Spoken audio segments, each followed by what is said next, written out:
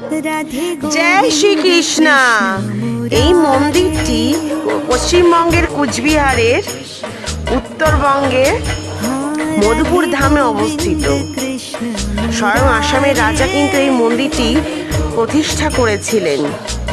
যখন কুচবিহার আসবেন অবশ্যই এসে মধুপুর ধামে এই মন্দিরটির দর্শন করে যাবেন। এই মন্দিরটির একটি অলৌকিক মায়া আছে। এখানে স্বয়ং কৃষ্ণের বাস।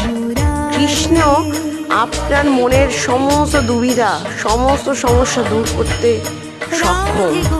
একবার শ্রীকৃষ্ণের চরণে নিজেকে বিলীন করে দেখুন। কৃষ্ণের করুণা সর্বক্ষণ আপনার উপর থাকবে বিরাজমান। বলো রাধা রাধা, হাত তুলে বলো রাধা রাধা, রাধা রাধা। জয় শ্রীকৃষ্ণ।